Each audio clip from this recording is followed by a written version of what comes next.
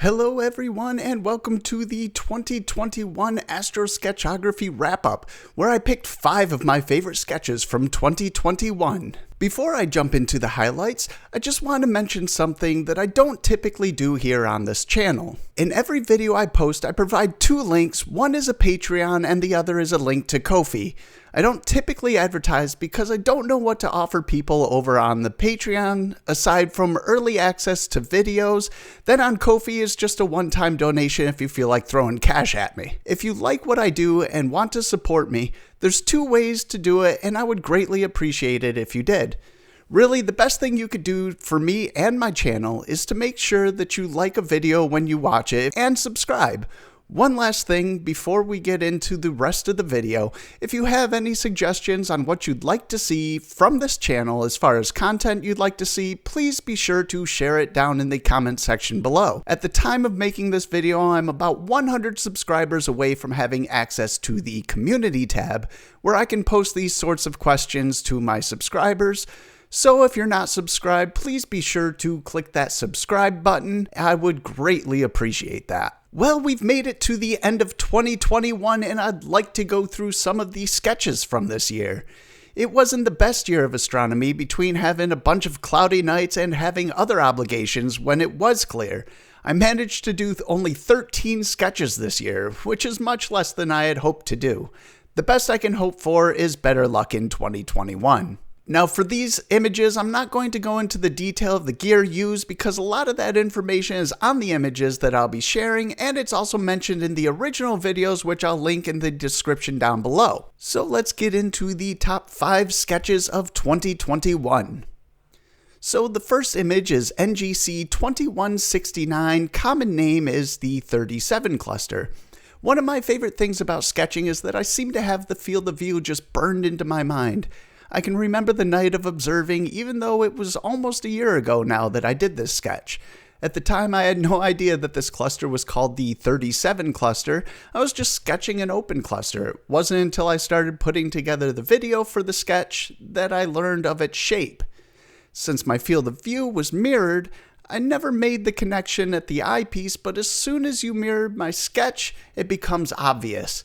Even more obvious when you draw the lines to connect the dots, or the stars. I don't think it'd be a good observing list if I didn't include the most popular winter deep sky object, and I'm not sharing it just because it's one of the most popular objects, but because I really love the way this sketch turned out. This is M42, the Orion Nebula. While the main subject of the sketch is M42, I was able to make out a small hint of nearby M43 as a small smudge of nebula around that bright star. I always spend some time zooming in and observing the trapezium when I observe M42, but the full nebula is the most beautiful view of the winter sky in my opinion. This third sketch is one of 2 moon sketches I did at the eyepiece this year. I did one other moon sketch from an image from the comforts of the warmth of my house, so I'm not going to include that one in this list. It was hard to choose which of the 2 moon sketches I was going to share, but I feel like my Copernicus sketch is the best one. Moon sketches are more time consuming than deep sky sketches in my experience, and this one was no exception, especially in the cold month of February. The moon is a very hard object to sketch because there's just so much detail, but that's also what makes the sketches that much more fun. Given how long it takes to sketch a crater or a group of craters, it is very important to sketch the shadows and the highlights early on because there is a surprising amount of change that happens in only an hour or so of observing a crater. I'm not one to make New Year's resolutions, but I do hope I can motivate myself to get out and get more moon sketches in 2022.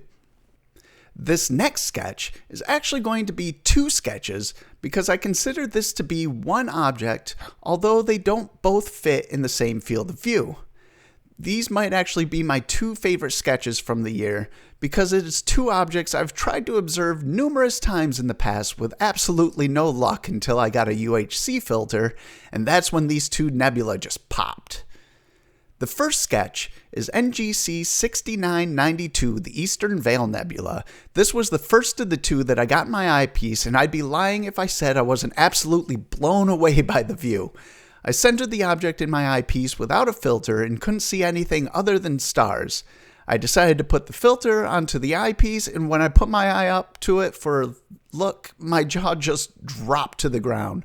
Not only was the nebula visible in light-polluted skies, but the filter did such a good job, I was able to pull out detail within the nebula and some of the fainter bits.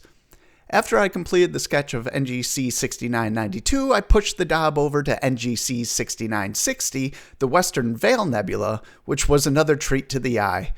I might consider this one my favorite of the two because the detail of the placement of the bright magnitude 4 star 52 Cygni within the nebula. The overall shape and the faint bits of the nebula just is an overall joy to observe through the eyepiece. And finally on the list, object number 5 for the year is the globular cluster M15. I always enjoy the views of globular clusters, and the variety between them all is enjoyable to observe.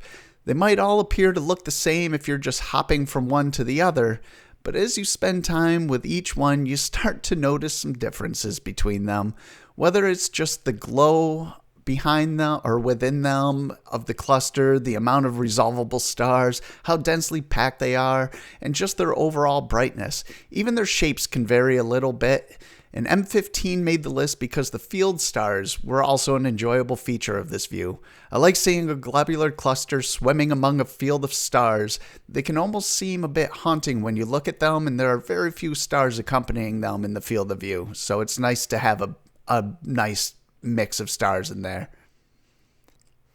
Well, that concludes the 2021 Astrosketchography Wrap-Up. I hope you enjoyed this video and stick around to see what 2022 brings for observations. Happy New Year, and I wish you all clear skies.